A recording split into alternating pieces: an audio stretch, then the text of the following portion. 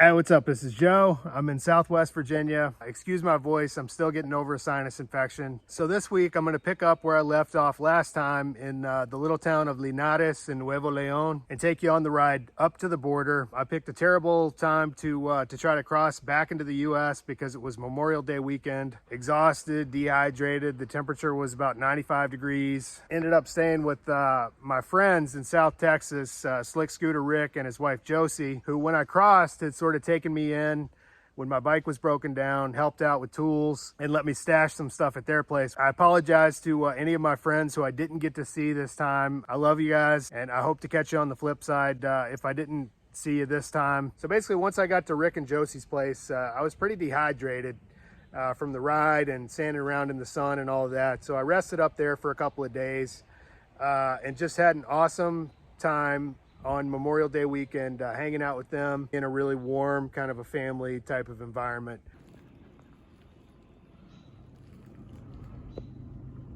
So as always, if you enjoy this video, please hit like and subscribe. And as usual, I've included an optional donate link in the drop box if you'd like to contribute to this project. Otherwise, thanks for watching, and we'll see you on the road.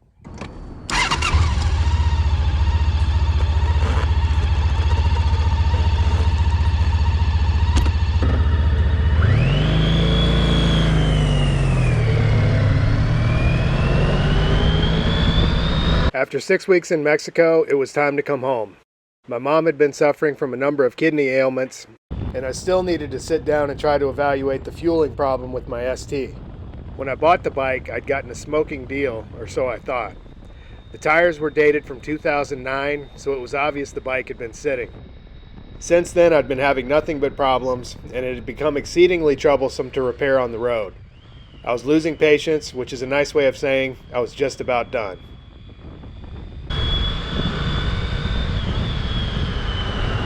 From Linares, I made a beeline for the border, riding north through Nuevo Leon and east into the relatively unstable state of Tamaulipas.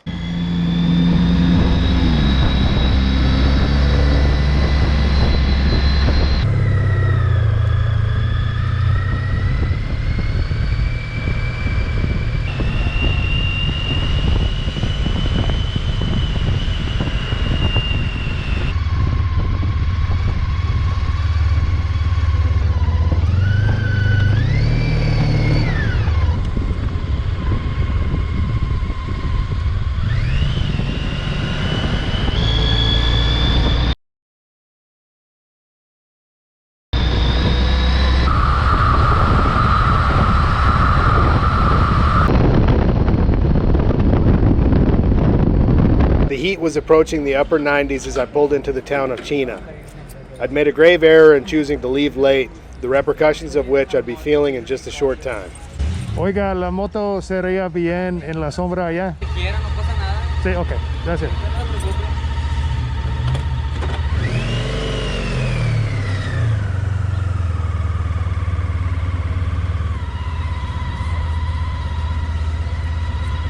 Up until this point, I'd been gunning for the border nearly non-stop except to buy gas. I don't typically like to hang out around the border any longer than necessary, but made it a point to sit down and chug a bottle of water.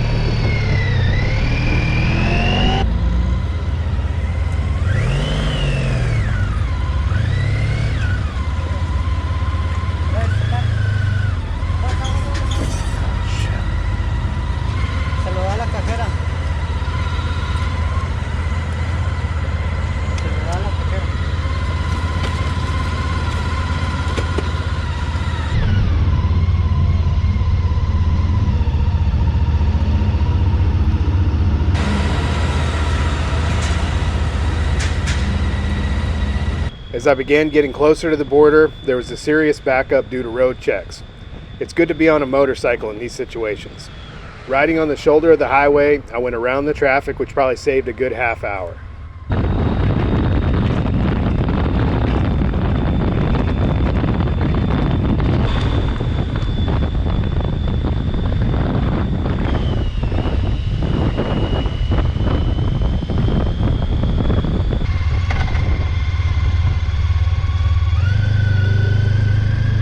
I'm now going to tell you the story of why this was the shittiest border crossing of all time. Unbeknownst to me, I'd made a serious mistake in choosing to cross during Memorial Day weekend. Though it's a holiday not typically celebrated in Mexico, the sheer volume of travelers heading down was extreme. By the time I got to the immigration office, I was exhausted and dehydrated. I then had to wait in a line in the sun for a kid of about 16 or 17 to take a picture of my VIN number so I could get my TIP deposit back. Problem was, my VIN was printed on the neck of the frame and he couldn't get his camera around the inner fairing to capture the shot. I spent the next 3 hours going back and forth from inside the office to back outside, doing paperwork and waiting for someone who supposedly knew what they were doing. When they'd finally gotten a picture they were happy with, there was some confusion about my visa. The worst crossing I've ever done. For whatever reason, they couldn't get a clear shot of my VIN number on the bike. It's in a really weird, hard to see place. Usually it takes them a couple of tries, but they can usually get it. But I've been here for 3 hours. Somewhere along the line, there was a confusion. They thought I was going back to Mexico and kept sending me to another line. I'd have to wait in line for 20 minutes. So anyway, just got it taken care of. Now I got the other hard part, which is getting back into the US. By the time I'd left, I was feeling pretty dizzy from the excess of sun, riding, and waiting. I'd had to seriously try to keep my emotions under wraps back there, but I was getting more pissed off by the second. Fortunately, inside there were several interesting characters whom I chatted with. One such person was a tall man from Corpus Christi who was wearing a white cowboy hat and was using the extra day off of work to drive to Linares, the place I'd just left.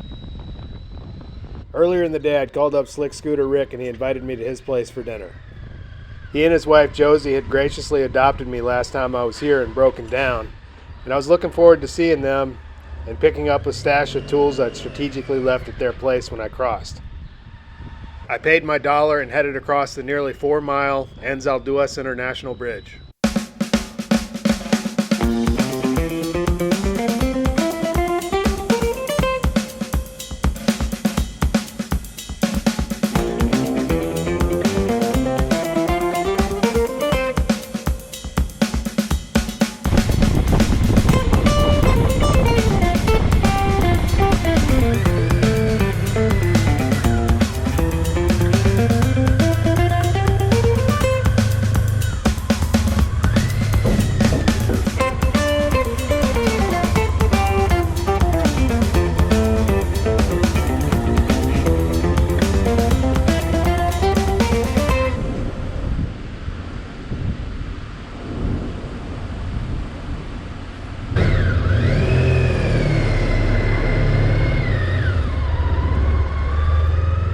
Another crossing in the books.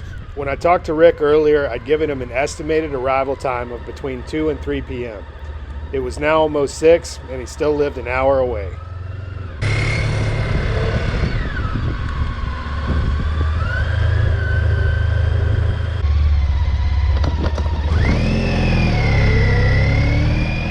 I don't care who you are or how long you've been outside of the country, it's hard not to get emotional when seeing the flag of your homeland, especially at a time so fitting to return as Memorial Day.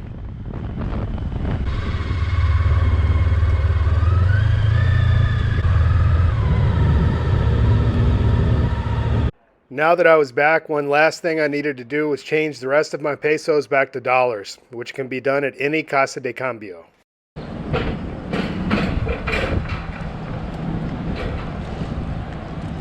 When people ask for advice on traveling to Mexico, I always suggest spending some time near the border.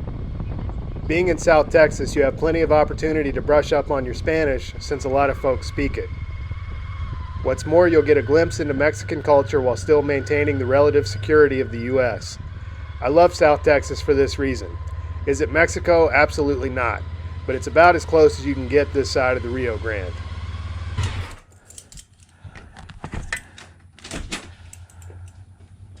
Hola! The next morning I woke at dawn and prepared to head out. Rick took one look at me and ordered me back to bed. I'd gotten seriously dehydrated from the previous day's fun at the border, and according to him, my eyes were sunken into their sockets. I had to admit I didn't feel too chipper. Later I mentioned to Josie that I was planning to ride into town. She wouldn't hear of me taking my bike back out in the blistering heat and ordered me to use her Dodge Challenger. So I'm in Josie's beautiful Dodge Challenger. I said I was gonna head into town to go to Bass Pro Shops. She insisted I take the car. Anyway, I'm heading to Bass Pro Shops in Harlingen.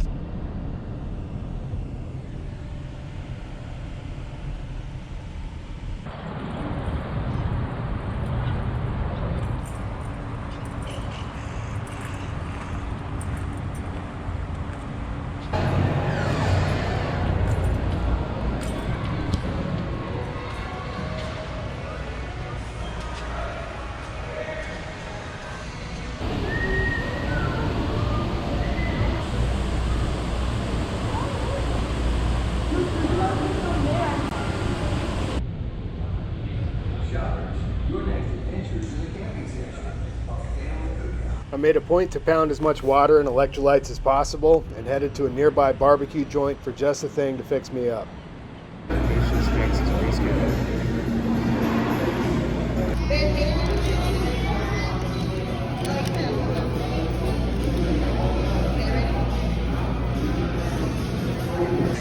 Out of sight. The caramelization on the outside of all the fat and everything just gives it a consistency of flavor almost like candy. Once I got back, Rick had the grill fired up, and buddy? CJ, a biker friend from work, came over with his family. I'm gonna stay. Oh, who said boxer? What you got going over there, Rick? Well, for right now, we're just getting the pit going, bud. All right.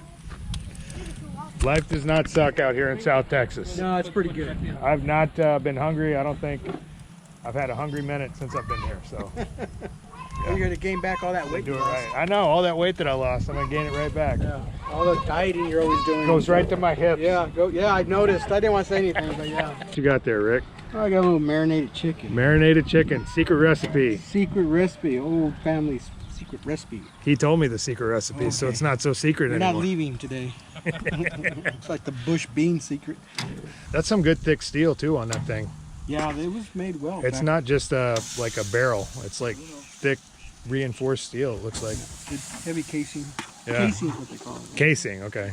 Got a little horseshoe right there for luck. For luck, hopefully nobody dies. Yeah. Hopefully no chickens die. I think it's too late for that though. Chickens were harmed during the filming of this video. Oh, it smells awesome. Some Bodine sausage in a package. And the Bodine. Somebody's going to say something about that. In Louisiana, they're going to talk about your pronunciation, brother. Oh, yeah? Yeah.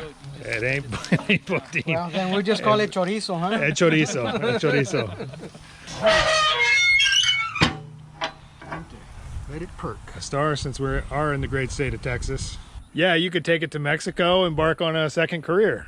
Yeah, that's what I've always wanted to do, you know. Be incognito. It's in my blood to be a janitor. I don't know. Yeah. Or pretend to be a janitor and do something else. Yeah, if that works, yeah. So this is what, F350?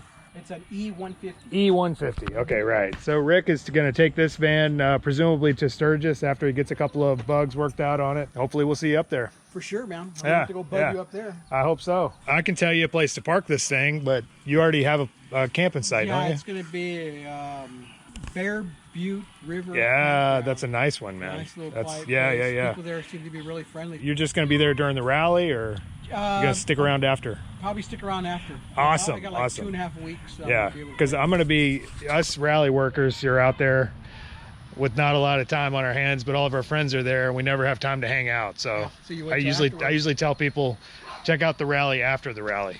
Yeah, there's less bikes, less people and stuff. That's what I've seen. Yeah, and you can do more riding. There's less traffic out there, and you'll probably want to get away from the rally a little bit. A lot. Because once you start getting close to Sturgis, if you go to any gas station, there's going to be a stack of maps of the Black Hills of South Dakota that show all the roads going to Mount Rushmore, Iron Mountain Road, Crazy Horse Monument. and things like that. They all have them like these free maps that you can just take. So it's a great time, man. Sounds good. I think that you guys are gonna love it up there. What you got there? Yeah, it's a little. I think these are sirloins. Sirloins. Yeah. Special spice mixture. Yes. Yeah. Proprietary blend. Very much so. Wow.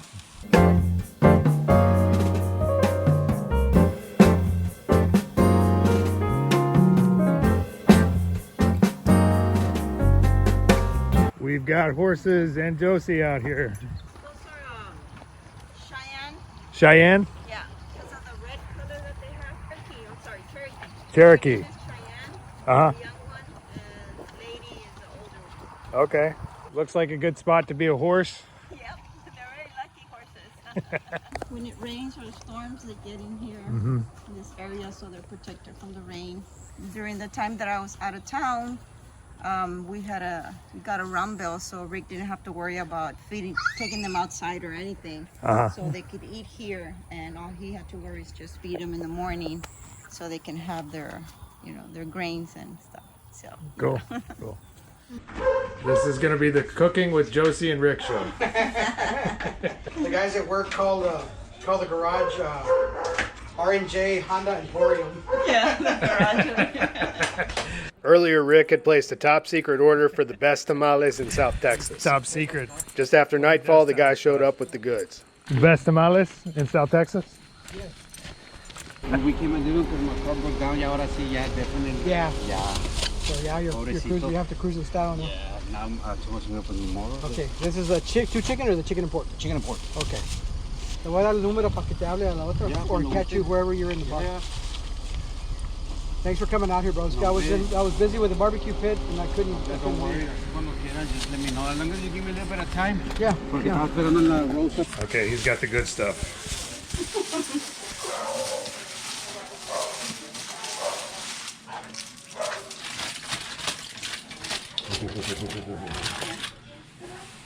With some homemade salsa. Okay. Dig in, Joe. Family is an extremely important aspect of Mexican life, which has not been lost in the culture of South Texas. It's exactly this type of family atmosphere which keeps me coming back. Mom. Say hi.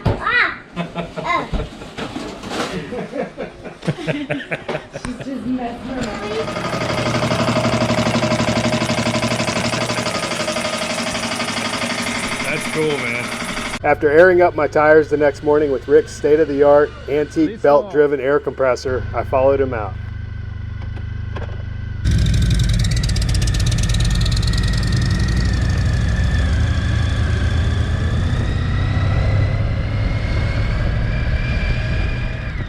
Containing a little bit of the best of both American and Mexican cultures, South Texas is always a welcome stop-off point when leaving from or returning to the U.S. It was a real treat to be able to spend this time with Rick and his friends and family. Here's hoping you keep the rubber side down, and we'll see you next time.